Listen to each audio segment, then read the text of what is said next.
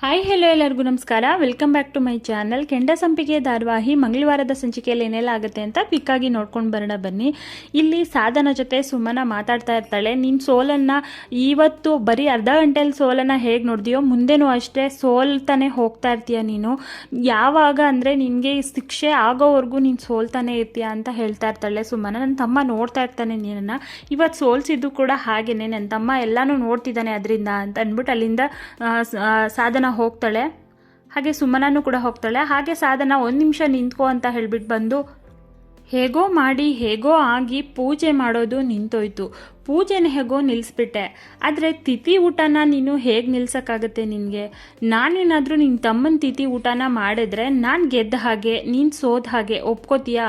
ನಾನು ತಿಥಿ ಊಟನ ಮಾಡಿ ತೋರಿಸ್ತೀನಿ ಅಂತ ಇಲ್ಲಿ ಸಾಧನ ಚಾಲೆಂಜ್ ಮಾಡ್ತಾಳೆ ಸುಮನಾಗೆ. ಹಾಗೆ ಸಾಧನ ತುಂಬ ದುರಹಂಕಾರದಿಂದ ಹೇಳ್ತಾಳೆ, ನಿನ್ನ ಕೈಯಿಂದನೇ ನಾನು ಊಟನ ಬಡಿಸ್ಕೊಂಡು ನಾನು ತಿಥಿ ಊಟನ ಮಾಡ್ಕೊಂಡು ಹೋಗ್ತೀನಿ ಅಂತ ಇಲ್ಲಿ ಚಾಲೆಂಜ್ ಮಾಡ್ತಾಳೆ ಸಾಧನ. ಆಗ ಸುಮನಾಗೆ ತುಂಬಾ ಕೋಪ ಬಂದ್ಬಿಡುತ್ತೆ. ತುಂಬ ಕೋಪ ಬಂದು, ಏನು ನಾನು ನಿನಗೆ ಬಡಿಸೋದ? ಸಾಧ್ಯನೇ ಇಲ್ಲ, ಖಂಡಿತ ನಾನು ನಿನಗೆ ಊಟ ಬಡಿಸಲ್ಲ ಅಂತ ಇಲ್ಲಿ ಸುಮನ ಹೇಳ್ತಾಳೆ. ಆಗ ನಿನ್ನ ಕೈಯಾರೆ ಬಡಿಸ್ಕೊಂಡು ನಾನು ಊಟ ಮಾಡ್ಕೊಂಡು ಹೋಗೋದಂತೂ ಸತ್ಯ. ಈ ಸಾಧನ ಅಂದರೆ ಏನಂತ ತಿಳ್ಕೊಂಡಿದ್ಯಾ? ಸಾಧನ ಅಂದರೆ ನಾನು ಅಂದ್ಕೊಂಡಿದ್ದ ಸಾಧನೆ ಮಾಡೋದೇ ಸಾಧನ ಅಂತ ಹೇಳ್ತಾ ಇರ್ತಾಳೆ ಇಲ್ಲಿ ಸಾಧನ. ಹಾಗೆ ನಿನ್ನ ಕಣ್ಮುಂದೆನೇ ನಿನ್ನ ತಮ್ಮ ಸುಟ್ಟು ಬೂದಿ ಆಗ್ತಾ ಇರಬೇಕಾದ್ರೆ ನಿನಗೆ ಏನೂ ಮಾಡೋದಕ್ಕಾಗಲಿಲ್ಲ, ಅದನ್ನು ತಪ್ಪಿಸೋದಕ್ಕೆ ಕೂಡ ನಿನಗೆ ಆಗಲಿಲ್ಲ. ಅದರಲ್ಲಿ ಈಗ ನಿನ್ನ ತಮ್ಮನ ತಿಥಿ ಊಟನ ನಾನು ಮಾಡೋದನ್ನು ಕೂಡ ಅಷ್ಟೇ ನೀನು ತಪ್ಪಿಸೋದಕ್ಕೆ ಚಾನ್ಸೇ ಇಲ್ಲ.